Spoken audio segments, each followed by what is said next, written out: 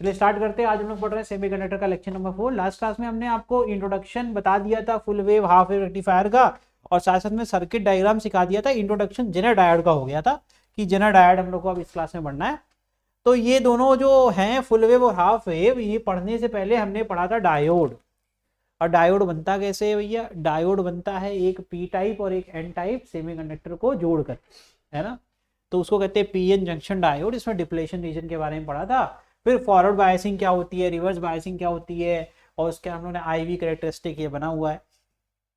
नी voltage होता है forward में और एवलांच वोल्टेज होता है रिवर्स में, है ना। और ये सब पढ़ करके, इतना सब पढ़ने के बाद हम लोग ने अब स्टार्ट करना है जेनर।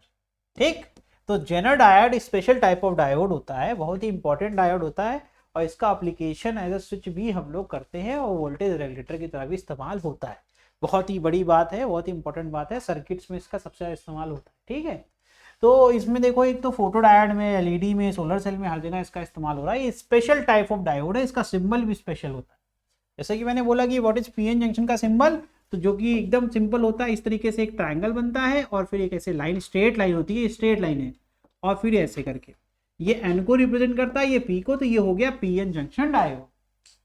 अब ये जेनर है तो जेड की तरह ये लाइन होगी, ये जो स्ट्रेट है ये क्या होगी, जेड की तरह। ठीक है, that is your Zener diode. इसमें हम पी और एन है, लेकिन इसमें देखना स्पेशल कंडीशंस क्या है वो पढ़ेंगे।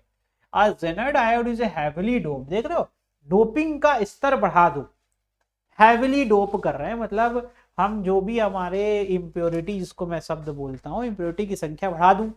अब मैं सिलिकन से बना हुआ हूँ, मेरे अंदर सिलिकन बचे ही ना, बहुत कम सिलिकन बचे, बाकी सारे बाहर ही आकर के बैठ जाए मेरे घर में, तो मैं अब देखा जाए तो हैविली डोप हो गया कि नहीं हो गया।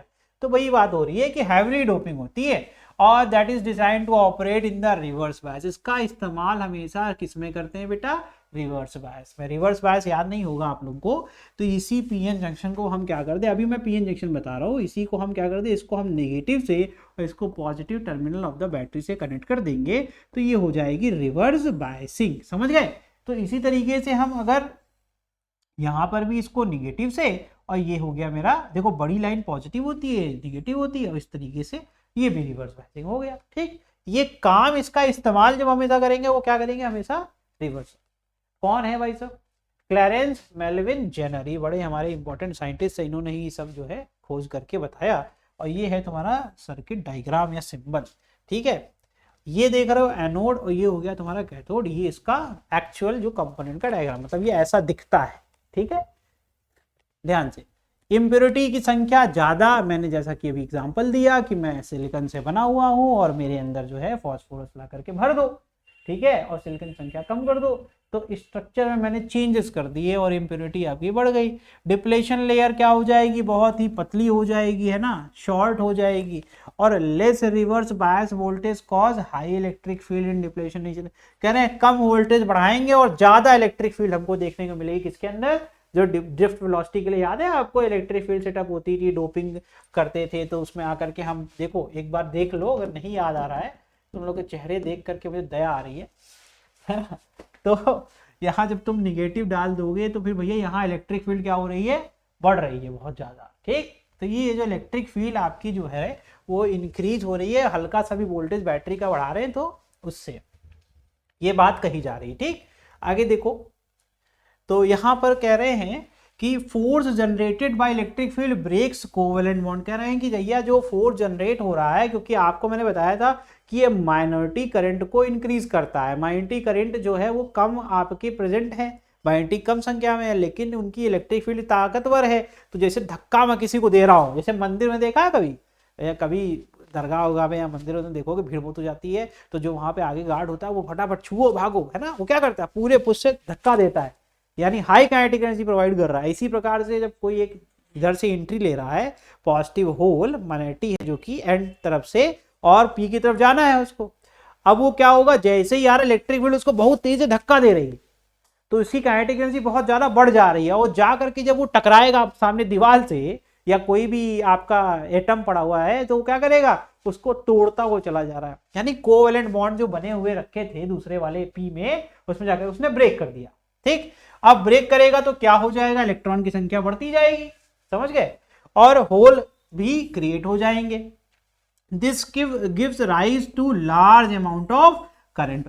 पिछली बार एवलांच पढ़ा था तब डोपिंग इतनी ज्यादा नहीं होती थी, अब तुम पढ़ रहे हो जेनर, इसमें डोपिंग ऑलरेडी बहुत ज्यादा है, यानी कि मेजॉरिटी की संख्या ऑलरेडी बहुत ज्यादा है और अभी भी हम माइनॉरिटी के साथ खेल रहे हैं और हम कोवेलेंट बॉन्ड को ब्रेक करके होल्स और इलेक्ट्रॉन की संख्या इंक्रीज कर रहे हैं। तो यानी कि हम वहां पर इकट्ठा लोगों को कर दे रहे हैं, जैसे ही ब्रेकडाउन होगा तो क्या होगा, बहुत तेजी से सारे के सारे फ्लड की तरह बह जाएंगे। ठीक है, तो यहाँ when the concentration of majority charge carrier is less, क्या कह रहे हैं सुनो ध्यान से, किसकी बात कर रहे हैं, बाजी पलटने की बात हो रही है। मेजॉरिटी की क्या कर रहे हैं, कम, और amount of charge depleted, depleted का मतलब जो यहां से भगाए गए घुसपैठिए, ठीक है, और इधर से भी घुसपैठिए जा रहे हैं, इधर से निगेटिव जा रहा है, उधर से होल आ रहा है, तो कह रहे हैं will also be very less and therefore the accumulation of charge at the junction will also be very less. तो जंक्शन पर एक्यूमुलेशन भी, अब तुम लोग को आधी कहानी ये बताई जा रही है।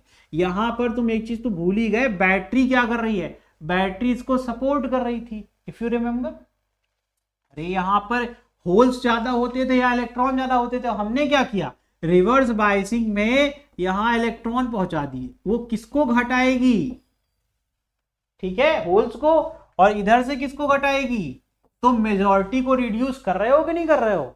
मेजॉरिटी, ये क्या लिखा गया है, कंसंट्रेशन ऑफ मेजॉरिटी का कम, और माइनॉरिटी तो ऑलरेडी कम थे ही पहले से, और कह रहे हैं देखो ध्यान से, the amount of charge depleted will be very less and therefore, तो जो डिप्लेट होकर के आएंगे वो तो ड्रिफ्ट करंट तो हमेशा कम ही हुआ करता था ना, तो वो भी कम है। तो कह रहे हैं देयरफॉर एक्यूमुलेशन ऑफ चार्ज, जो जंक्शन पर इकट्ठा चार्ज था वो भी कम होता जाएगा, क्योंकि तुमने तो यहां से निकालना स्टार्ट कर दिया, तुम यहां से निकालोगे तो जो यहां गए हैं अब और कोई जाने की इच्छा रखेगा, उसको आसान रास्ता दिख रहा है, तो एक्यूमुलेशन घट जाएगा। So to create sufficient electric field which can stop the diffusion current, depletion region has to be large, diffusion क्या हो जाएगा, डिप्लेशन रीजन बढ़ जाएगा।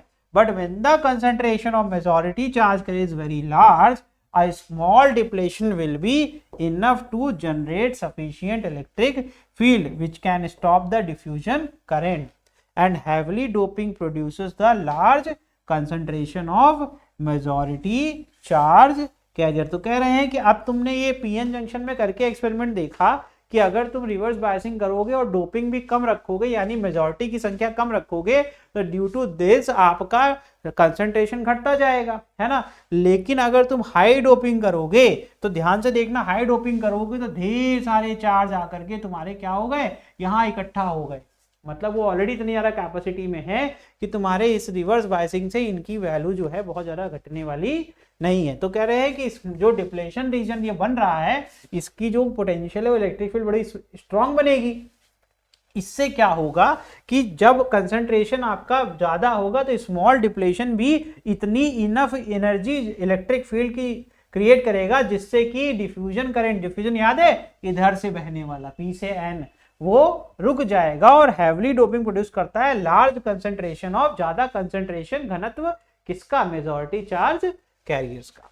आगे, increase in reverse bias voltage cause high electric field in depletion region and this gives rise to the large amount of current. The electric field is so high that detaches the electron from the atom, hence a large number of free electron are generated, that's why the current is very large। तो वही बात कह रहे हैं कि भैया जब तुम देखो, इसमें सही से डायग्राम बना नहीं है, ये तो बस इसने स्ट्रक्चर दिखा दिया, बोर का मॉडल है, लेकिन आपको जो हम समझाने की कोशिश कर रहे हैं कि जो इलेक्ट्रिक फील्ड बढ़ने से इधर क्या प्रेजेंट है, इलेक्ट्रॉन्स प्रेजेंट है, इधर से एक माइनॉरिटी होल आया, होल को मिल गई ढेर सारी वेलोसिटी, ये आकर के ये देखो एक बॉन्डेड इलेक्ट्रॉन, ये स्ट्रक्चर है, ये बॉन्डेड इलेक्ट्रॉन यहाँ प्रेजेंट है, ये आकर के ये बॉन्ड है बना हुआ है, ये आएगा यहाँ टकरा जाएगा, टकराने से क्या होगा, ये अलग हो जाएगा और एक वैकेंसी क्रिएट हो जाएगी, यानी होल भी क्रिएट हो गया और एक इलेक्ट्रॉन भी क्रिएट हो गया। तो बस वही बात कह रहे हैं कि the large number of electron are generated, that's why the current is very large। emission of charge particle due to high electric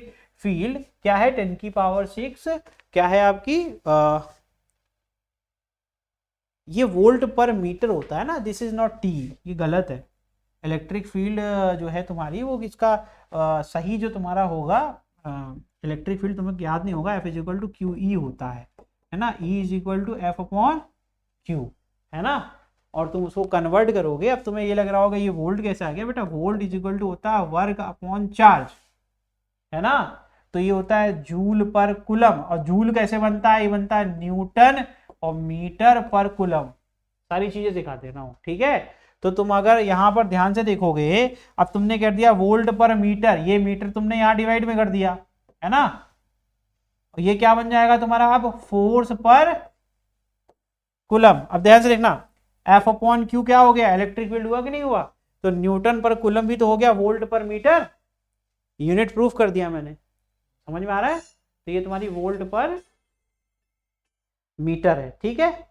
ध्यान से आगे देखिए, इंप्योरिटी अगर लेस है तो डिप्लेशन लेयर क्या होगी, ज्यादा होगी, और energy imparted by the excited lower cause the valence electron to push into conduction band and gain high. अच्छा ये बताओ तुम लोग को वैलेंस वैलेंस बैंड और कंडक्शन बैंड क्लियर हो गया था कि नहीं हो गया था। वैलेंस क्या था, जैसे वो 1s2 2s2 2p6 लिखते हो नहीं लिखते हो, तो वैलेंस सेल में जो तुम्हारे नंबर ऑफ जो उसकी पावर होती है वो दिखाता है कि कितने तुम्हारे बॉन्ड बना सकते हैं, है ना। यही तो होता है, यही तो तरीका होता है ना। अब कंडक्शन के लिए वो रिस्पॉन्सिबल होते हैं जो कि बहुत वीकली बॉन्डेड होते हैं, या तो कह सकते हैं कि जो डिटैच्ड है, जो फ्री है हमारे स्ट्रक्चर में मूव करने के लिए। मेटल्स के अंदर ये ज्यादा पाए जाते हैं, और सेमीकंडक्टर में मैंने बोला था ये आधा कंडक्टर होता है, तो मैंने बोला था ये इंसुलेटर की तरह पहले काम करता है। और जब तुम एनर्जी, क्या एनर्जी दोगे, एनर्जी क्यों देते हो, ताकि ये जो बॉन्ड बने हुए हैं इनको तोड़ करके हम इलेक्ट्रॉन को फ्री कर सके और वो कंडक्ट कर सके। वो कैसे होगा, वही एनर्जी जो हम प्रोवाइड करते हैं। तो ये वैलेंस बैंड में मतलब क्या है, ये जो बॉन्डेड इलेक्ट्रॉन्स है ये ब्रेक होकर के energy required to break the bond, वही तुम्हारा बैंड गैप है। और एनर्जी दोगे तो तुम वो कंडक्शन चला जाएगा, जैसे ही फ्री हो जाएगा तो इलेक्ट्रिसिटी कंडक्ट करने लगेगा, यही तो बताया था। तो यही चीजें याद रखा करो, मतलब ऐसा नहीं है कि कुछ स्पेशल है कंडक्शन बैंड। कंडक्शन मतलब बैंड वो हो गया कि भैया वो एनर्जी जो रिक्वायर्ड है ना जब आपका बॉन्ड ब्रेक करने के लिए चाहिए। तो वैलेंस स्टेट में बॉन्डेड इलेक्ट्रॉन्स है, और बॉन्डेड इलेक्ट्रॉन कभी इलेक्ट्रिसिटी प्रोड्यूस फ्लो नहीं करा सकते। जो हमारा मेटल होता है, जैसे जो अल्युमिनियम हो गया, कॉपर हो गया, इन सबके बॉन्डेड इलेक्ट्रॉन के बाद भी फ्री इलेक्ट्रॉन अवेलेबल है, तो इसलिए वहां पर कंडक्टिविटी बहुत अच्छी होती है। लेकिन सेमी कंडक्टर के अंदर ये चीज नहीं होती है ना। तो हमें एनर्जी इसलिए देनी पड़ती है कि वो बॉन्ड को ब्रेक कर सके, और वहां से वो जैसे ही तुम उसका एनर्जी बढ़ा दोगे तो उसका लेवल क्या हो जाएगा। आप अगर देखो उस पूरे ग्राफ को, ये ग्राफ सिर्फ एनर्जी के लेवल्स को ही तो रिप्रेजेंट करता है। और ये जो थिकनेस है ना, ये थिकनेस क्या है, रेंज ऑफ एनर्जी जो है वैलेंस इलेक्ट्रॉन्स के पास कितनी एनर्जीज हो सकती है। तो ये लोअर लेवल है और ये अपर लेवल है, इनके बीच में एनर्जी वेरी करती रहेगी। और जब तुम जैसे एनर्जी रिक्वायर्ड टू कंडक्ट, तो मिनिमम एनर्जी ये है, मैक्सिमम तुम जितना दे दो, कोई मनाही थोड़े ना है। तुम ज्यादा दे दोगे तो कोई रोकेगा क्या, ऊपर चला जाएगा। तो ये these are the range of energies. And ये क्या है सर, ये वो गैप है, ये एनर्जी का वो जो गैप है। जैसे कह सकता हूं मेरे पास 10 जूल है और मुझे कंडक्ट करने के लिए 12 जूल चाहिए, तो तुम कहोगे सर 2 जूल की कमी है आपके पास, तो उसी को बैंड गैप बोल दिया गया। तो इसमें कुछ अलग से स्पेशल थ्योरी बनाने की जरूरत नहीं है, आसान भाषा में पढ़ लोगे तो पर्याप्त है, ठीक भाई। आगे देखो, increase in reverse bias voltage cause increase in the width of depletion region. ये 50 बार बता चुका हूं, सही है, ठीक है। ये हमने जैसे बताया था ना पॉलिटिक्स वाला एग्जांपल, वो याद रहता है। कौन सा पॉलिटिक्स वाला, हमने अपोजिशन पार्टी को सपोर्ट कर दिया, तो अपोजिशन पार्टी कौन से, ड्रिफ्ट वेलोसिटी, वही ड्रिफ्ट करंट के लिए कौन रिस्पॉन्सिबल, इलेक्ट्रिक फील्ड। तो भैया हम बस पार्टी बदल रहे हैं, वो समझ लेना। Electron in the depletion region are highly energized, this give the to large amount of current. ये बार बार 2-3 लाइनें जो बार बार रिपीट हो रही है बेटा, समझ जाना, दिस आर वेरी इंपॉर्टेंट, उसको अच्छे से याद कर लेना, ठीक। चलो देखो एवलांचे, देखो यहां शुरू हो रहा है, और देखो ये हाई डोपिंग से ये पहले ही ब्रेकडाउन अचीव कर लिया हम लोगों ने। एट लोअर वोल्टेज हमने ये अचीव कर लिया। ग्राफ पढ़ना सीखो पहले। कहेंगे अरे सर दोनों एक ही जैसा दिखता है, इसमें क्या डिफरेंस है। पहली बात तो बेटा इसमें जो इंक्रीज है बहुत ज्यादा है, कम वोल्टेज पर अचीव किया जा सकता है, लार्ज करंट होगा, और इसको हम लोग दोबारा इस्तेमाल कर सकते हैं, इसको हम इस्तेमाल नहीं कर सकते। बताऊंगा रिवर्स बायसिंग और फॉरवर्ड बायसिंग क्या होता है। Initially in reverse bias the current is almost constant with increase in voltage, but at breakdown the electric field is so high that it takes away the electron from its core. This increase the number of charge carried to such an extent that the current increases drastically. This is called Zener breakdown. अब फिर से सुन लो ध्यान से, reverse bias में जब depletion जब बढ़ जाएगा तो माइटी करंट तो कांस्टेंट ही रहेगा क्योंकि उनकी उपलब्धता बहुत कम है, जैसा कि एवलांच में बढ़ा था। लेकिन जैसे ही ब्रेक होगा तो क्या कर रहे हैं, देखो the electric field is so high that it takes away the electron from its core. Core जानते हो जो स्ट्रक्चर बना हुआ था उनसे भी खींच के लेके चला गया इलेक्ट्रॉन। देखो इलेक्ट्रिक फील्ड इधर से है और इधर की तरफ जा रही है, ठीक है। तो क्या कर रही है वो, इलेक्ट्रॉन को अपनी तरफ खींचेगी। अब पीछे स्ट्रक्चर जाओ ये क्या होगा इस बेचारे का, जब ये ब्रेक होगा इलेक्ट्रिक फील्ड आपको दिख रही है, पॉजिटिव इधर है निगेटिव इधर, ये सारा का सारा इलेक्ट्रॉन इधर भागेगा, है ना, और जो करंट है वो इस तरफ भागेगा कि नहीं भागेगा। तो large amount of current even इधर से भी जो इलेक्ट्रॉन है वो भी आपका क्या होगा, डिफ्यूज होना स्टार्ट हो जाएगा। अरे यार बैटरी पॉजिटिव पे है, सारा का सारा इलेक्ट्रॉन इधर भाग के आएगा, इधर से निकलते हुए इलेक्ट्रॉन इधर आ जाएगा और सारे के सारे होल्स किधर आएंगे, इधर से होते हुए नेगेटिव पे। तो बड़ा ही लार्ज अमाउंट ऑफ जो है आपका करंट देखने को मिलेगा। Even though the current is changing the voltage is constant, therefore Zener diode is reverse biased. ये देखो मैंने क्या बोला था, इसके अंदर एक और बड़ी अच्छी खासियत है कि करंट इतना ज्यादा बढ़ गया लेकिन वोल्टेज में कोई फर्क नहीं पड़ा। जबकि इसीलिए इनको पता है क्या कहते हैं, सेमीकंडक्टर को नॉन ओमिक डिवाइस कहते हैं। ओम साहब ने एक रिलेशन दिया था कि voltage is directly proportional to current, ये ओम्स लॉ है ना। लेकिन यहां देखो क्या हो रहा है, करंट इतना बढ़ गया लेकिन वोल्टेज कोई फर्क ही नहीं पड़ रहा है। इसीलिए ये सारे क्या, जो भी ओम्स लॉ को ओबे नहीं करेगा वो नॉन ओमिक हो जाएगा। तो इसको कहते हैं नॉन ओमिक डिवाइस या फिर हम कहते हैं कंपोनेंट्स।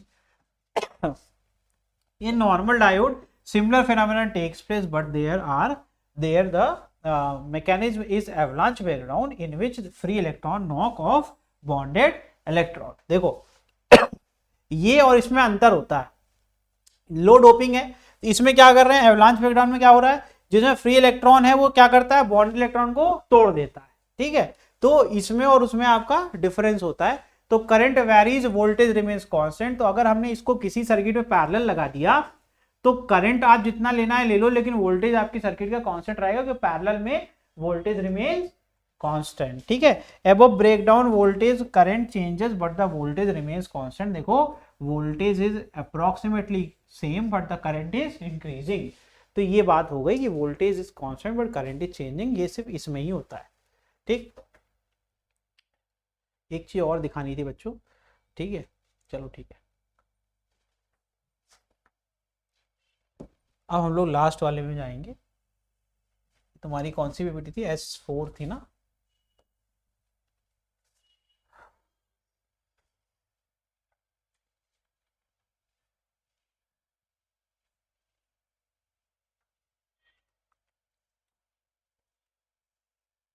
आप सीखेंगे कि जेनर डायोड का अभी हमने देखा कि वोल्टेज रेगुलेटर की तरह क्यों इस्तेमाल करते हैं। उसकी एक बड़ी अच्छी प्रॉपर्टी है, करंट को वेरी कराने से सर्किट में हमारे किसी प्रकार का वोल्टेज में कोई चेंज नहीं आता। यही प्रॉपर्टी इसको बहुत अच्छा हम लोग का एप्लीकेशन है इसका वोल्टेज रेगुलेटर वाला। तो Zener diode is a silicon semiconductor with a PN junction that is specifically design to work in the reverse bias. इसका काम क्या है भैया, ये रिवर्स बायस में काम करने के लिए बनाया गया है, ठीक है इसको। और when a forward biased it behave like a normal signal diode. तो अगर इसको फॉरवर्ड में कर दोगे तो सिग्नल डायोड की तरह काम करेगा, लेकिन रिवर्स में ये voltage is applied to it, voltage remains constant for a wide range of current. अलग अलग करंट हम इससे ड्रॉ करेंगे लेकिन हमारा वोल्टेज हर बार सेम आएगा।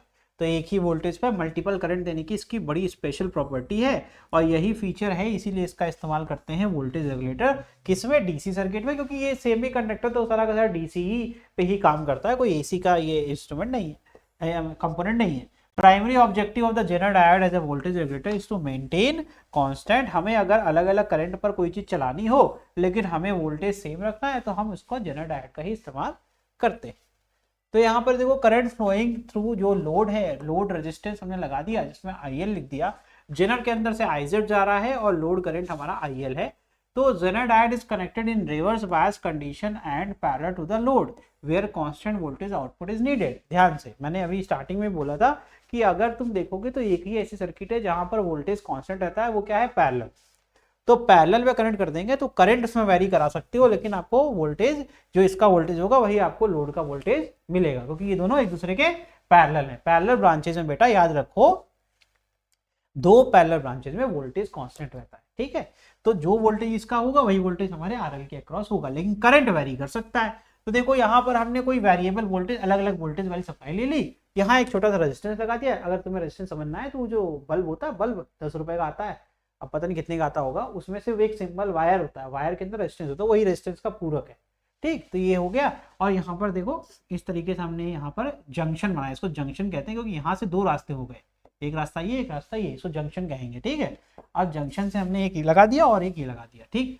अब रिवर्स बायस में कैसे है, अरे सर एन को आपने पॉजिटिव से लगा दिया, देखो ये जो पॉजिटिव है ना, ये चल के आ रहा है, यही पॉजिटिव यहाँ पहुंचेगा, ठीक। ये निगेटिव यहाँ से चल के आ रहा है, ये निगेटिव, देखो रिवर्स बायस, ठीक। और हमने ये रहा जो हमारा, जो जिस मशीन को चलाना चाहते हैं, ठीक, वो यहाँ लगा दिया हमने। अब देखो इसका पॉजिटिव, इसका पॉजिटिव सेम, इसका नेगेटिव, इसका, यानी ये दोनों क्या हो गए, पैरेलल, ठीक है। इस तरीके से देखा जाता है। From the reverse bias characteristic of Zener diode, we know that when it is operated at breakdown voltage, it can provide any amount of current, कोई भी करंट ले लो इससे। As the input voltage increases, the Zener current also increases and adjusted the magnitude in such a way that the voltage across the load remains constant, उसका voltage नहीं बदलेगा।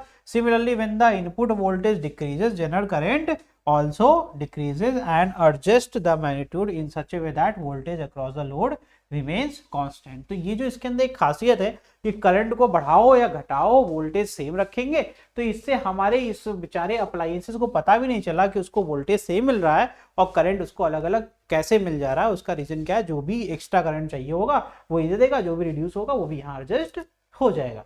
तो इस तरीके से हम इसका एक क्वेश्चन आता है कि जस्ट या एक्सप्लेन करिए, कि बताइए कैसे कि जेनर डायोड जो है आपका वोल्टेज रेगुलेटर काम करता है। ये पूरी नोट्स तुम्हारे काम आएगी, एज इट इज तुम लिख के चले आओ, तुम्हें अच्छे नंबर मिलेंगे, ठीक है। तो ये हो गया, ये सर्किट याद रखो, current flowing through the Zener diode will change.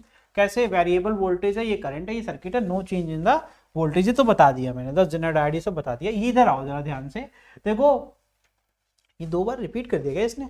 अच्छा ये क्या कह रहे हैं, सुनो ध्यान से। अब ये कह रहे हैं कि जैसे देखो वोल्टेज डिक्रीज कर दिया, करंट भी आपका डिक्रीज, वोल्टेज इंक्रीज कर दिया तो करंट भी आपका इंक्रीज, ठीक है। लेकिन यहां सप्लाई जो वोल्टेज को मिल रहा है वो तो क्या है, the current flowing through the Zener diode will change. समझ में आ रहा है। तो ये कौन वेरी करा रहा है, ये वेरी करा देगा अपने आप को, वोल्टेज को ये एडजस्ट यहां से कर देगा, कांस्टेंट ही रहेगा।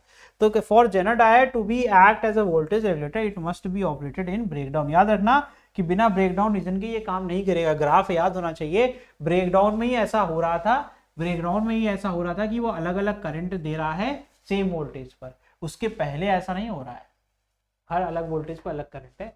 तो भैया अगर तुमको इसका इस्तेमाल करना है एज अ वोल्टेज रेगुलेटर तो तुमको कहाँ करना पड़ेगा, रिवर्स बायस में और ब्रेकडाउन में, ठीक है। यानी ब्रेकडाउन वोल्टेज लगाओ और इसका इस्तेमाल करो। The resistance in the series ensure that Zener current is several time higher than the load current. तो कह रहे हैं भैया जो यहाँ रेजिस्टेंस है ना, ये रेजिस्टेंस का काम ये है जो सीरीज में लगा रखा है, इससे क्या हो जाएगा कि करंट जो है वो हमेशा ज्यादा रहेगा जो भी हमारा लोड करंट है उससे, ठीक। इस तरीके से हम इस चीज को वेरी करा लेते हैं। For good voltage regulation Zener का करंट ज्यादा रखो, किससे, लोड से, ठीक। ये हो गया। ऑप्टो इलेक्ट्रॉनिक डिवाइस क्या होता है भैया, when a photo diode is illuminated by light of sufficient energy, a new electron hole pair is generated near the depletion region due to the electric field to the junction. The electron and hole are swept away from the depletion region before they can recombine. Hole move towards the p side and electron move towards the n side. Therefore, the direction of current will be n side to p side of the diode. अब तुम लोग को लग रहा होगा ये क्या बोल दिया, अरे यार तुमने अभी पढ़ा ड्रिफ्ट वाली जो इलेक्ट्रिक फील्ड है, ड्रिफ्ट करंट के बारे में पढ़ा था, तो पी के पास क्या ज्यादा होता है बताओ जरा,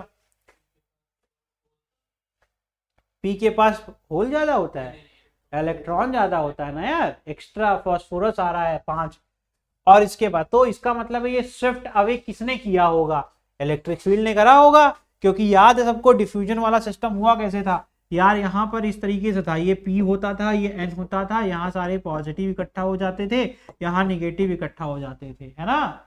तो भैया एक चीज बताओ, इसको क्या मिल रहा है, इसको क्या मिल रहा है, होल मिल रहा है ना। तो होल कौन लेकर, जैसे यहाँ ब्रेकडाउन हुआ ये इलेक्ट्रॉन ही तो है, इसको खींच के ले आएगा, और जैसे इलेक्ट्रॉन यहाँ पैदा हुआ ये पॉजिटिव इधर लेके चला आएगा। तो जो लिखा हुआ है उसकी सर्किट डायग्राम कितनी अच्छी बनी हुई है। तो इस तरीके से इलेक्ट्रिक फील्ड वहां पे ऑलरेडी रहती है, क्योंकि डिप्लेशन रीजन पे वहां पे ऑलरेडी है, पीएन जंक्शन कर रखा है। अब जैसे ही एनर्जी, जो एक्स्ट्रा एनर्जी चाहिए थी, जो बैटरी दे रही थी, वो एनर्जी किसने दे दिया, यूवी रे ने। जैसे ही यहाँ पर ये अलग सरफेस से अलग बॉन्ड ब्रेक हुआ, एक हो, जब बॉन्ड ब्रेक होता है तो एक होल और एक इलेक्ट्रॉन दोनों आते हैं, क्योंकि यही मिलकर के बॉन्ड बनाते हैं ना मेरे भाई। तो जैसे ही होगा तो होल कौन ले जाएगा, ये, और इलेक्ट्रॉन कौन ले जाएगा, ये। इधर कौन है N, इधर कौन है P, समझ गए। तो ये हो गया। अब photo diode is always used in the reverse बायस, हमेशा रिवर्स बायस में इस्तेमाल करते हैं। फोटो करंट इंक्रीज होगा with the intensity of light, जैसे जैसे तुम इंटेंसिटी बढ़ाओगे वैसे वैसे इस्तेमाल आपका करंट का बढ़ेगा। In forward bias the change in photo current with change in the intensity of light is difficult to measure, वो ना के बराबर, या कहते हैं कि उसमें चेंज आपका देखने को खास मिलता नहीं है। अगर हम इसको ऐसे कर दें, ठीक है, तो क्या होगा, हम इसको क्या कर रहे हैं, फॉरवर्ड बायस में कर दे रहे हैं, तो चेंज क्या है आपका ना के बराबर, क्योंकि जो भी होगा वो डिफ्यूजन के कारण होगा। डिफ्यूजन करंट ज्यादा होता है ना, तो ये तो भैया डिफ्यूजन की वजह से होगा आप तो, है ना। तो ये हो कह रहे हैं कि भैया लमसम कांस्टेंट ही होता है, क्योंकि उसका रीजन क्या है, क्योंकि जो भी यहाँ टूटेगा वो किधर को भागेगा, वो हमेशा ड्रिफ्ट के साथ जाएगा ना। और आपको अच्छे से याद ही नहीं है, जैसे ये एक लाइन लिख दी, अब कंफ्यूज हो गया, ये क्या पढ़ा दिया सर ने। अरे बड़े भाई, ड्रिफ्ट वाली बात बताई थी कि ड्रिफ्ट करंट छोटा होता है और उसका मैग्नेटिक की वजह से होता है, और वो हमेशा कांस्टेंट ही बना रहता है, ठीक, उसकी वैल्यू बढ़ती ही नहीं है, क्योंकि वो इतना, पहली बात तो उपलब्ध ही नहीं है, ये कितना भी ताकतवर हो जाए, ऊपर तुमने फॉरवर्ड लगा दिया और ज्यादा इसको बेचारे को, है ना। तो इसका मतलब है कि यहाँ पर इलेक्ट्रिक फील्ड के कारण शिफ्ट अवे तो होंगे, लेकिन उसकी वैल्यू लमसम क्या होगी, कांस्टेंट ही बनी रहेगी, क्योंकि अब मैग्नेटिक वाला करंट चल रहा है। In reverse, very small current flow through the diode, thus the change in the photo current with the change in the intensity of light can be measured. तो कह रहे हैं कि रिवर्स बायस में क्या होगा, स्मॉल करंट है तो हमें, क्योंकि डिफ्यूजन करंट की वैल्यू ज्यादा होती है मिली एम्पियर में, डिफ्यूजन करंट की वैल्यू क्या है मिली एम्पियर में, तो वो तो भैया रिमेन्स कांस्टेंट, उसमें तो ज्यादा लोग निकल जा रहे हैं। अब जो तुम्हारा यहाँ पर ड्रिफ्ट वाला करंट है वो क्या है भैया, रिवर्स बायस में, और उसकी value milli ampere, micro ampere में होती थी। अब माइक्रो एम्पियर में कुछ भी बढ़ जाएगा तो हमें लगेगा ना कि बहुत बढ़ गया, तो ये वही वाली बात कर रहे हैं, ठीक है। Higher the intensity, higher will be the number of incident photon, higher number of electron hole pair generated, and hence higher will be the current. तो वही बात हो गई कि इलेक्ट्रॉन होल पेयर जितने ज्यादा आएंगे उतने ज्यादा शिफ्ट अवे हो जाएंगे, उतने ज्यादा पी में और एन में आपको देखने को मिलेंगे, और उतना ज्यादा आपको करंट मिलेगा, क्योंकि यही फ्लो ऑफ चार्ज ही तो करंट होता है। तो इंटेंसिटी जितनी ज्यादा बढ़ा दोगे उतना ज्यादा रिवर्स बायस में तुमको करंट देखने को मिलेगा। एलईडी देखो, एलईडी ये लगी हुई है एलईडी, है ना। An LED is heavily doped PN junction which operate under forward bias, हम इसे फॉरवर्ड बायस में इस्तेमाल करते हैं due to heavy doping. Heavy doping का मतलब समझ गया कि होल ज्यादा होगा और उधर इलेक्ट्रॉन ज्यादा होगा, ठीक है। आगे देखो हम क्या करें, इसको फॉरवर्ड से पॉजिटिव से कर दिया, यानी होल्स और इकट्ठा कर दो यहाँ, और यहाँ से इलेक्ट्रॉन, है ना, इलेक्ट्रॉन ढेर सारे यहाँ इकट्ठा कर दो। आगे देखो कह रहे हैं, तो majority charge carrier on P side that is hole diffuse towards the N side, while the majority charge carrier on the N side diffuse towards the p side because of the high concentration of majority charge carrier of p and diffuse electron recombine with hole on the n side, the diffuse hole recombine with the electron, or on recombination energy is released in the form of electromagnetic radiation. तो भैया जैसे वही, मतलब अगर तुम notice करो तो solar panel में जो काम कर रहे हैं उसी का उल्टा करने की कोशिश कर रहे हैं। सोलर पैनल में फोटोन आकर के लगता था तो इलेक्ट्रॉन और होल तुम्हारे टूटते थे और फिर उससे करंट फ्लो करता था। इस बार कह रहे हैं कि इनको ले आके टकरवा दो, ऐसे डिफ्यूज करा दो, और जब दो लोग जब टकराते हैं तो हीट प्रोड्यूस होती है, एनर्जी प्रोड्यूस होती है, एनर्जी वही है आपकी यूवी रे के फॉर्म में या लाइट के फॉर्म में हमको मिल जाती है। वेरी सिंपल, ठीक है। तो कह रहे जब ये बहुत तेजी से आकर के डिफ्यूज होंगे तो क्या होगा, जब ये डिफ्यूज होंगे तो एनर्जी प्रोड्यूस होगी, वो एनर्जी जब निकलेगी तो वही लाइट के फॉर्म में हमको देखने को मिलती है। In general, when an energy equal to the forbidden energy gap is supplied, the electron in valence band takes up this energy and jump to the conduction band and an electron hole pair is generated. तो वही बात हो गई कि ध्यान से सुनना, कह रहे अगर एनर्जी इक्वल टू जो एनर्जी गैप है उतना आपने सप्लाई कर दिया तो वैलेंस बैंड का जो है वो जंप करके जाता है कंडक्शन में, तो सबको पता है कि यहाँ से उछल करके यहाँ चला जाएगा। फिर कह रहे हैं बट ऑन रिकम्बिनेशन, लेकिन जब तुम उल्टा करते हो तो एनर्जी रिलीज हो गई, इसके पास जो ज्यादा एनर्जी है उसने अपनी एनर्जी खपा दी, जब एनर्जी कम हो जाएगी तो इसको आना ही यही पड़ेगा, है ना, तो ये वापस से कहां पहुंच गया, फिर से वैलेंस बैंड में पहुंच गया। This energy release as a EM radiation, this type of EM radiation emitted depends on the forbidden gap energy. तो भैया ये एनर्जी गैप के ऊपर बड़े डिपेंड करती है, समझ में आ रहा है, डायरेक्टली प्रोपोर्शनल टू फ्रीक्वेंसी, ठीक है।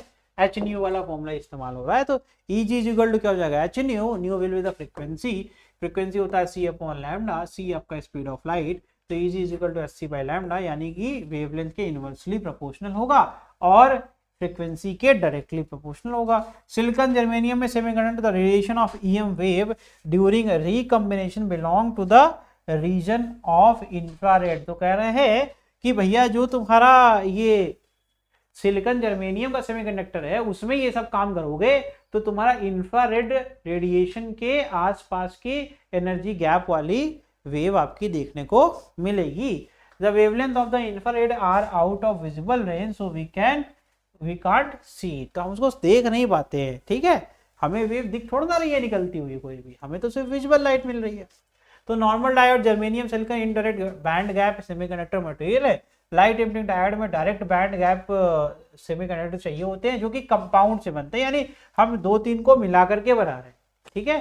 तो यहाँ पर देखो क्या है, गैलियम आर्सेनाइड फॉस्फाइड, देख रहे हो, इसका एक कंपाउंड बना, इस कंपाउंड से एलईडी बना रहे हैं, ठीक है, क्योंकि ये आपके इनडायरेक्ट बैंड गैप है और ये इसको क्या चाहिए, डायरेक्ट बैंड गैप चाहिए, ठीक है। तो यहाँ दूसरा क्या है, एल्युमिनियम गैलियम आर्सेनाइड, ये तीसरा क्या है, गैलियम फॉस्फाइड। इस तरीके के कुछ एग्जांपल्स हैं, ये सारे इस्तेमाल करके एलईडी हम बना सकते हैं। Low operational voltage and power consumption, इनका पहली बात तो इनको बहुत ज्यादा वोल्टेज चाहिए नहीं, ठीक है, और हमें लाइट चाहिए, तो ये देखो कम वॉट की होती है कि नहीं होती है, ज्यादा रोशनी देती है। तो एलईडी का जो रिवोल्यूशन हुआ, तो ये कहते हैं एलईडी का जो इनोवेशन हुआ, इससे बड़ा रिवोल्यूशन आ गया इंडस्ट्री के अंदर, लाइट इंडस्ट्री के अंदर। पहले देखो कितना ज़्यादा लोड कंज्यूम होता था, 100 वाट का एक बल्ब जल रहा है ना, अब 100 वाट में 10 बल्ब जल रहे हैं घर के अंदर, क्योंकि 10-10 वाट की लाइट आ गई, हमारा बिजली का बिल उतना ही लग रहा है लेकिन हमें रोशनी ज़्यादा मिल रही है। तो ये रिवोल्यूशन लाने वाली चीज़ हुई कि नहीं हुई। तो इस तरीके से तो लॉन्ग लाइफ भी होती है, नेग्लिजिबल वियर एंड टियर होता है एलईडी। अब देखो पता नहीं कितने साल से हम लगाए, हमको तो याद भी नहीं है कितना टाइम हो गया इसको लगे हुए, तो क्योंकि इसकी लाइफ बहुत अच्छी होती है, खराब वराब होने वाली चीज़ है नहीं, चलती रहेगी जब तक कोई दिक्कत नहीं, जब तक आप ज़्यादा वोल्टेज इसको ना दे दो, ठीक है। तो कह रहे हैं reverse bias breakdown voltage, one should not connect LED across the high reverse bias voltage. कह रहे हैं कि वही बोला ना, वोल्टेज जब तक ना दे दो तुम ज़्यादा, तब तक इसे कोई दिक्कत नहीं हो। सोलर सेल, तो यहाँ पर front grid contact N type silicon और ये पीएन जंक्शन और पी टाइप, वही बात है। तो ये पी टाइप सिलिकॉन वेफर, एक छोटा सा हमने क्या सिलिकॉन का एक लिया वेफर ना छोटा सा लीव की तरह, है ना, सर्कुलर होता है, बहुत छोटा होता है, हमने तो भी बहुत बड़ा बोला। ये क्या 300 माइक्रोमीटर, माइक्रो बेटा बहुत छोटा होता है, लेंस से देखना पड़ता है ना। Is taken over which a thin layer of 0.3 micrometer of N type silicon is grown on one side by diffusion process, the other side p-type silicon is coated with metal black contact on the top, n-type silicon layer metallic grid is deposited, this act as a front contact, the metallic grid occupies only a very small fraction of cell area so that light can be incident on the cell from the top। अब देखो ध्यान से, जब समझ नहीं आया होगा तुम्हें कुछ भी, हमने क्या लिया भैया, एक हमने पी टाइप का वेफर लिया जिसकी कितना 300 माइक्रोमीटर की साइज है। अब हम क्या करना चाहते हैं, हम चाहते हैं रोशनी जब पड़े तो ऊपर एन टाइप रहना चाहिए और नीचे क्या रखना चाहते हैं, पी। तो हम उसी के ऊपर ग्रो करा रहे हैं। तो हमने क्या करा, डिफ्यूजन प्रोसेस से क्या किया, हमने एक तरफ पी टाइप और एक तरफ हमने एन टाइप ग्रो करा दिया, ऊपर एन नीचे पी, ठीक है, बढ़िया सिंपल है। अब क्या कर रहे हैं, इसमें जो मेटेलिक ग्रिड है वो ऑक्यूपाई इस तरीके से इस छोटा सा हिस्सा ही लेगी, जिससे कि जो है सेल एरिया जो लाइट है वो आसानी से उस पर इंसिडेंट हो पाए फ्रॉम द टॉप। आगे देखिए, तो तुम्हें दिख गया ग्रिड कांटेक्ट और बैक कांटेक्ट, ठीक है। तो एन और पी, ऊपर एन है नीचे पी। तो N type silicon is made very thin so that the sunlight can fall on the depletion region. Due to the sunlight electron hole pair are generated from the neutral atom at the depletion region, and because of the presence of electric field in the depletion region the electron hole pair becomes the separated। अब तुम्हें ये समझ में यहाँ नहीं आना चाहिए, क्योंकि ईमानदारी से बताओ तो हम तुमको पता है यहीं पढ़ा दिए थे। कहाँ? ये जो ऑप्टो इलेक्ट्रॉनिक डिवाइस आया था यही तुमको बता दिए थे, सोलर सेल में एप्लीकेशन है इसका, यही सा काम तो हो रहा है। बस इसको हमने अभी यहाँ पर डिफ्यूजन के पॉइंट ऑफ व्यू से बोला, वहां पर अब हमने ऊपर एन बिछा दिया, वो पतला रखा, रोशनी पड़ रही है, डिप्लेशन रीजन पर जाकर के एनर्जी मिल रही है और वो अलग हो रहे हैं बॉन्ड, और बॉन्ड अलग होने से इलेक्ट्रिक फील्ड क्या कर रही है, उसको स्वीप कर दे। यानी जो ऑप्टो इलेक्ट्रॉनिक में हो रहा था वही सेम चीज यहाँ पर भी हो रहा है, वो दोनों में एक ही चीज रहा है, ठीक है। वहां पर बैटरी लगी हुई है, वहां रिवर्स बाइसिंग हो रही है, यहाँ पर कोई बाइसिंग नहीं हो रही, यहाँ पर जितनी एनर्जी ये प्रोवाइड कर रहा है। तो देखो यहाँ पर separated electron hole pair are collected by the front grid contact and the metallic back contact, thus they give rise to potential difference between front grid and metallic back। तो कह रहे पीछे और जो फ्रंट ग्रिड है इन दोनों के बीच में, अब क्योंकि यहां से जैसे ही इलेक्ट्रिक फील्ड से डिफ्यूजन होगा, करंट अलग होगा, तो यहाँ पोटेंशियल आएगा, ये पोटेंशियल डिफरेंस आएगा। जैसे ही पोटेंशियल डिफरेंस आएगा, तुम सबको पता है हायर पोटेंशियल से लोअर पोटेंशियल तरफ क्या होगा, करंट फ्लो करना स्टार्ट कर देगा। तो कह रहे हैं कि thus they give rise to potential difference between the front grid contact and metallic back contact where an external load is connected to the cell, current begins to flow through the load. अब क्या करेंगे, जैसे ही तुमने ये load लगा दिया बीच में, ठीक है, अब दोनों तरफ से पोटेंशियल डिफरेंस रेडी बैठा हुआ है, जैसे ही तुम लगाओगे वैसे ही करंट फ्लो होना स्टार्ट हो जाएगा। समझ में आ रहा है? देखो ये मैं मानता हूँ थोड़ा सा ये जो अभी आज पढ़ाया मैंने इसमें डाउट्स आएंगे, तो इसके लिए मैं एक और क्लास रखूंगा जिसमें पूरे टॉपिक में जो भी तुमने जहाँ समझ में जितना आया, जो नहीं आया वो सारी बात तुम्हारी सुनूंगा और जो पूछोगे बता, ठीक है। आ गया तो बहुत अच्छी बात है, आगे बढ़ जाएंगे, ठीक है। तो ये है, नेक्स्ट तुम्हारा है material with band gap greater than 1.5। तो यहाँ पर कॉपर ऑक्साइड है, ऊपर सिलिकॉन लिखा हुआ, रुको इसको ठीक करें, इलाज करें पहले इसका, क्योंकि देखो चैप्टर तो तुम्हारा खत्म हो जाएगा, लेकिन चैप्टर खत्म होने से तुम्हें कुछ आएगा नहीं यार, थोड़ा घर पे जाकर के देखना है इसको, ठीक है।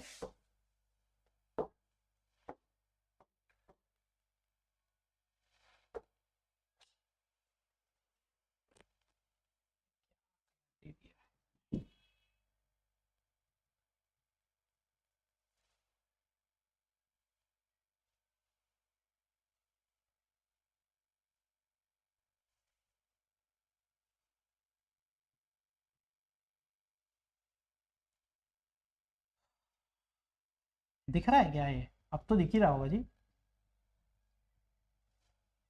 सिलिकॉन और ये सब दिख रहा है ना।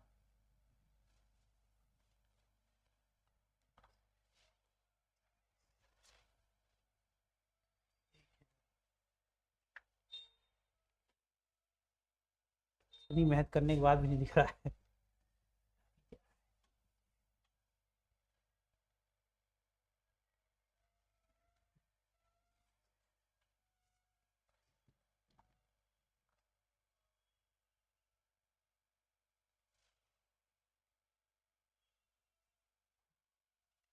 चलो हम ऐसे ही बता दे रहे, लिख लेना, ठीक है, इतना टाइम नहीं वेस्ट कर सकते, खत्म हो गया अब चैप्टर ही। अब इसको जरा ध्यान से आराम से पढ़ो। हमने अलग अलग मटेरियल लिखा हुआ, पहला लिखा हुआ है सिलिकॉन, दूसरा दिख ही रहा है कॉपर ऑक्साइड, तीसरा है गैलियम आर्सेनाइड, ये लिखा हुआ है भैया। फॉर्मूला आपको ये है GaAs, ये हो गया SI, और जो बैंड गैप है ये 1.1 होता है, ये होता है 1.43, बाकी दो दिख रहे हैं, ठीक है। अब ध्यान से देखो, ये एक्सिस ध्यान से समझना, ये एनर्जी की रिप्रेजेंटेशन है इलेक्ट्रॉन वोल्ट में, ये तुम्हारा सोलर रेडिएशन जो इंटेंसिटी है, और उसमें जो करंट है वो मिली एम्पेयर में दिखाया गया है। पहले ग्राफ ये चीज आराम से समझ लीजिए कि आखिरी स्लाइड है, 2 ही स्लाइड बची है। तो यहाँ पर अगर आप देख रहे होंगे कि जैसे जैसे एनर्जी आपकी देख रहे हैं 1.5, तो आपको करंट भी देखने को मिल रहा है उतना ही ज़्यादा। तो एक रेंज आ गई 1.5।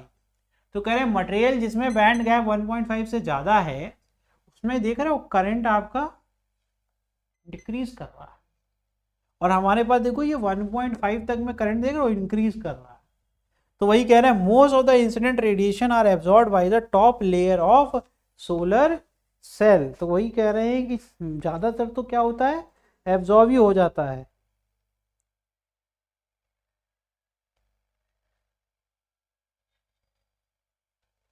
चलिए आगे बढ़े। Band gap in the range of 1 electron volt to 1.8 electron volt, high solar radiation absorption capability, good electrical conductivity, ठीक है, ease of availability and cost. तो हम कौन सा चूज करेंगे भाई, हमारे लिए ज्यादा अच्छा क्या है, हमारे लिए ये वाली रेंज हुई ना अच्छी। तो हम यही कह रहे हैं कि ज्यादा अच्छा है कि जिसमें बैंड गैप इतना हो और वो सोलर रेडिएशन एब्जॉर्ब भी ज्यादा कर लेते हैं और हमारे पास इलेक्ट्रिकल कंडक्टिविटी भी ठीक ठाक है और आसानी से मिल भी जाते हैं, सस्ते भी हैं। तो यहाँ पर देखिए ये ओपन सर्किट वोल्टेज को रिप्रेजेंट करता है, ये शॉर्ट सर्किट यानी जब लोड लगा दोगे तब जो करंट है वो इसको रिप्रेजेंट करता है, ये वेरिएशन को रिप्रेजेंट करता है कि आपका जो वैल्यू है उस तरीके से वेरी करेगी। समझ में आ रहा है। तो इसे मान लो ये आ गया, this is some small current at this voltage, ठीक है। तो इस तरह से आपका देखो ओपन सर्किट वोल्टेज सबसे ज्यादा होता है, जैसे ही लोड लगाओगे वोल्टेज घट जाएगा। कभी ये नोटिस नहीं किया जैसे कोई हीटर वीटर चला दो तो हमारे घर की लाइट थोड़ी डिम हो जाती है क्योंकि वोल्टेज घटता है बेटा, ठीक है। तो ये चीजें पता होनी चाहिए, ओपन सर्किट में ज्यादा होता है। अब तो सिर्फ क्वेश्चन ही है, देखो 2 क्वेश्चन है, कर लो। What is the current in the circuit shown below, ये सर्किट है इसमें कह रहे हैं करंट बताओ। अच्छा तुम मुझे खुद बताओ, ये -4 वोल्ट, अरे यार हमने तुम्हारा टाइम अभी भी 5 मिनट है मेरे, ठीक है। ये -4 वोल्ट है, ये -1 वोल्ट, और बीच में थोड़ा दिमाग लगाना तुम्हें सीखना पड़ेगा। टग ऑफ वॉर सोचा करो, पोटेंशियल 2 अगर बैटरी है। अब चलो इसका दूसरा एग्जांपल तुम्हें दिखा देता हूँ। ये मान लो एक बैटरी है इस तरीके से, है ना, ये प्लस हो गया ये माइनस हो गया, दूसरी बैटरी यहाँ ऐसे लगा दी। अच्छा ये कहेगी करंट ऐसे जाएगा, ये कहेगी करंट ऐसे जाएगा, लेकिन ऐसा हो सकता है करंट एक ही डायरेक्शन जाएगा। तो इन दोनों में जीतेगा कौन, डिपेंड करेगा वैल्यू। तो एक्चुअल में दोनों को हम जब करेंगे तो 5 - 4 कितना बचा, 1 वोल्ट। इफेक्टिवली जो तुम्हें करंट मिलेगा ना वो तुम्हें सिर्फ 1 वोल्ट के हिसाब से मिलेगा। तो ये टग ऑफ वॉर है, जो ज्यादा ताकतवर उसकी चलेगी। तो चले किसकी चलेगी, नहीं करंट की डायरेक्शन तो यही रहेगी, लेकिन इसने भी कुछ ना कुछ तुम्हें हानि पहुंचा दी, तुम्हारी कैपेसिटी घटा करके 1 वोल्ट कर दी। समझ में आ रहा है। तो अब मतलब जब ऐसे कभी सिचुएशन आए तो यू शुड अंडरस्टैंड कि इस तरीके से अपने को सोचना चाहिए। तो कह रहे हैं बताइए कि कितना करंट इसमें होगा, तो ऑप्शन समझो, करंट फ्लो भी करेगा कि नहीं करेगा, पहले ये देखो और मुझे बताओ। अच्छा ये तो फॉरवर्ड बायस है या रिवर्स बायस है या क्या है, फॉरवर्ड है, बताओ भैया बताओ बताओ, कौन बताएगा। इसके बाद क्या पढ़ाना, लॉजिक गेट पढ़ाना है, अगली एक क्लास लगेगी तुम लोग की लॉजिक गेट पढ़ाने में। अरे ट्राई तो करो यार, पेन में नहीं जलाते हो क्या तुम लोग। अच्छा ये तो निगेटिव में जितनी बड़ी वैल्यू होती है उतनी छोटी वैल्यू होती है कि उतनी बड़ी वैल्यू मानी जाती है। तो बेटा क्या दिमाग इसमें लगा, इतना अच्छा एग्जाम्पल दिया, चीटिंग ही करवा दिया था मैंने, ये छोटा या ये वो छोटा। तो ये लो पोटेंशियल हो गया, ये हाई पोटेंशियल हो गया, ये रिवर्स बायस हो गया, ये वैसे ही नहीं चलने वाला, वैसे ही नहीं चलने वाला, चलेगा ही नहीं। जब चलेगा नहीं तो फिर करंट कहां से तुम, इसीलिए तो मैंने इतना ज्ञान दिया था टग ऑफ वॉर का। ये भी तो निगेटिव, ये भी तो निगेटिव है, तब भी नहीं समझ पाए। चलो ये बताओ, ये आखिरी क्वेश्चन है, रिवर्स बायसिंग। ये देखो सेमीकंडक्टर खत्म हो गया, अब तुम्हें सिर्फ लॉजिक गेट पढ़ाना है, यानी ये चैप्टर खत्म हो चुका है। अब तुम्हें एक्स्ट्रा कम्युनिकेशन एक चैप्टर हुआ करता था, अब उसको रिड्यूस कर दिया गया है, तो इसलिए उसमें लॉजिक गेट बस एक टॉपिक पढ़ाया जाता है, वो पढ़ाएंगे अलग से, चैप्टर खत्म हो गया। डिप्ले इसमें एक ट्रांजिस्टर एक टॉपिक हुआ करता था, वो भी रिड्यूस हो चुका है, इसलिए वो भी नहीं पढ़ाना। तो अगली एक जो इसमें है डिजिटल इलेक्ट्रॉनिक करके पीपीटी अपलोड करी है, उसमें सिर्फ लॉजिक गेट पढ़ना, बाकी कुछ नहीं पढ़ना, ठीक है। ये देखो भैया, इसमें तो रिवर्स बायसिंग इन पीएन जंक्शन क्या होगा, ये तो बता सकते हो यार, ये तुम सब ने बताया था क्लास में। हाँ, वेरी गुड, ये तो याद है हम लोग को, है ना। क्या होगा, हम अपोजिशन पार्टी में चले गए तो पोटेंशियल बैरियर क्या हो जाएगा, इंक्रीज हो जाएगा। वेरी गुड, ठीक। चलिए, ये चैप्टर यहीं पे खत्म हो गया। अब हम लोग को पढ़ना है सिर्फ एक topic, that is logic gate, ठीक है। आज के लिए इतना है, थैंक यू।